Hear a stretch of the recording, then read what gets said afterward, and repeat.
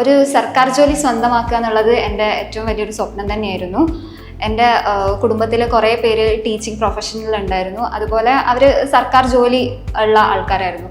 അതുകൊണ്ട് ഒരു ജോലി എനിക്കും വേണം എന്നുള്ളത് എൻ്റെ ഒരു ആവശ്യമായിരുന്നു, എൻ്റെ ഒരു ആഗ്രഹമായിരുന്നു. എൻ്റെ പേര് പൂജ. ഞാൻ കോഴിക്കോട് കക്കോടി സ്വദേശിയാണ്. ഞാൻ ഇപ്പോൾ HST ഇംഗ്ലീഷ് കോഴിക്കോട് ജില്ലയിലെ 4ാം റാങ്ക് കരസ്ഥമാക്കിയിട്ടുണ്ട്. ഞാൻ കോഴിക്കോട് എയ്സിലായിരുന്നു എൻ്റെ HST പഠനം പൂർത്തിയാക്കിയത്. 2022 ഡിസംബറിലായിരുന്നു HSA കോച്ചിങ്ങിന് വേണ്ടിയിട്ട് എയ്സിൽ ജോയിൻ ചെയ്തത്. ഞങ്ങൾക്ക് ഏകദേശം ഒരു 5-6 മാസക്കാലത്തുള്ള കോച്ചിങ് ആയിരുന്നു. ക്ലാസ് കുറച്ചും കൂടി മുമ്പ് തുടങ്ങിയതുകൊണ്ട് തന്നെ ഞങ്ങൾക്ക് കുറച്ച് പോർഷൻസ് ഒന്നും കിട്ടിയിട്ടില്ലായിരുന്നു.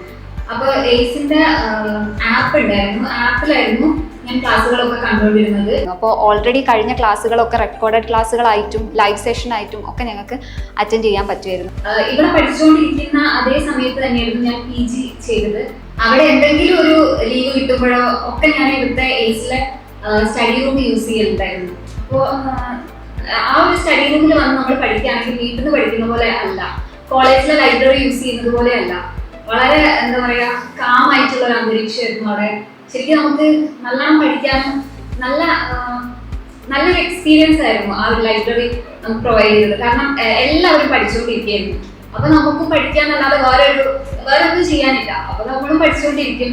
എയ്സ് പ്രൊവൈഡ് ചെയ്ത മെറ്റീരിയൽസും അതുപോലെ കണ്ടക്ട് ചെയ്ത എക്സാംസും വളരെ ഉപകാരപ്രദമായിരുന്നു. ഞങ്ങളെ എക്സാമിന് വേണ്ടിയിട്ട് പ്രിപ്പയർ ചെയ്യാൻ വേണ്ടിയിട്ട് അത് അപ് ടു ദാറ്റ് എക്സാം ആയിരുന്നു. ഞങ്ങളെ എക്സാംസിന് വേണ്ടിയിട്ടുള്ളൊരു പ്രിപ്പറേഷന് ഹെൽപ്പ് ചെയ്ത എക്സാംസും അതുപോലെ സ്റ്റഡി മെറ്റീരിയൽസും ആയിരുന്നു. അതുപോലെ തന്നെ ഇവിടെ ക്ലാസ്സുകൾ എടുത്ത ഫാക്കൽറ്റീസ് ഒക്കെ വളരെ നല്ല ടീച്ചേഴ്സ് ആയിരുന്നു.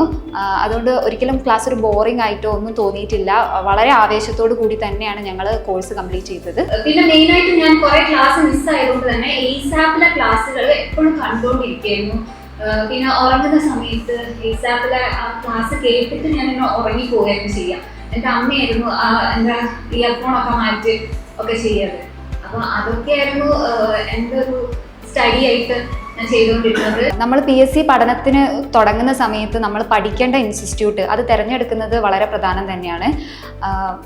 ഒരു ഉഴപ്പനായിട്ടുള്ള ഒരു ഇൻസ്റ്റിറ്റ്യൂട്ടാണ് നമ്മൾ തിരഞ്ഞെടുക്കുന്നതെന്ന് വെച്ചാൽ തീർച്ചയായിട്ടും നമ്മളെ പഠനത്തിനെയും അത് ബാധിക്കും. വളരെ സിസ്റ്റമാറ്റിക് ആയിട്ട് മെറ്റീരിയൽസ് തരികയും എക്സാംസ് നടത്തുകയും അങ്ങനെയൊക്കെയുള്ള നല്ല ക്ലാസ്സുകൾ തരുന്ന ഒരു ഇൻസ്റ്റിറ്റ്യൂട്ടാണ് നിങ്ങൾ ആഗ്രഹിക്കുന്നതെന്ന് വെച്ചാൽ എയ്സ് വളരെ ഉപകാരപ്രദമാണ്. പിന്നെ ഏറ്റവും എന്നെ ഹെൽപ്പ് ചെയ്തതെന്ന് വെച്ചാൽ ഞങ്ങളൊരു 10 അത്രയും ആൾക്കാർ, ഒരു 7-8 ആൾക്കാരുള്ള ഒരു സ്റ്റഡി ഗ്രൂപ്പ് ഉണ്ടായിരുന്നു ഇവിടെ.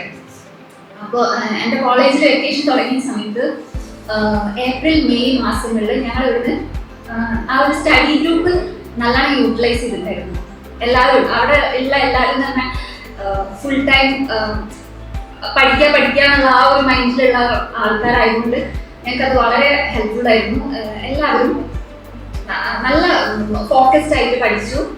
അങ്ങനെയൊക്കെയാണ് ലിസ്റ്റിൽ കയറിയതും. ഇപ്പൊ എനിക്ക് അഡ്വൈസ് വന്നിട്ടുണ്ട്.